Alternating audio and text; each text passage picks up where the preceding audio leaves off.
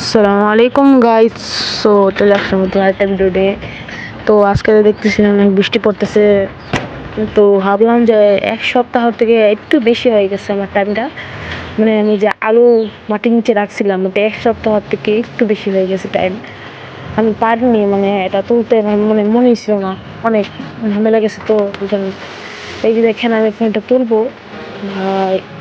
মানে অনেকদিন পরে, 7 দিন, প্রায় 9 দিন পরে, 9 দিন না আরো বেশি হবে। এই যে দেখি আলুটা কি পচে গেছে নাকি ভালোই আছে। মানে আমি তো এয়ারটাইট করে রাখছিলাম, এখন এটা তুলবো কিভাবে, এটাই সব থেকে বড় একটা সমস্যা। কিন্তু আমার কাছে সমস্যার সমাধান আছে। আমি এখন দেখবো লাঠি দিয়ে কোনোভাবে কি তোলা যায় কিনা। অনেকে তো ঘোরাঘুরি করতে, কিন্তু কোনো কিছু পাই না। দেখি, এই একটা লাঠি পাইলাম, দেখি লাঠিটা দিয়ে এটার কাজ হয় কিনা। তো লাঠি শিখলাম দুবার, এই লাঠি দিয়ে আমি এখন দেখি কিন্তু পারি কিনা। মানে পানিগুলো পচা পানি, মানে কেমন দেখো গন্ধ বেড়েছে।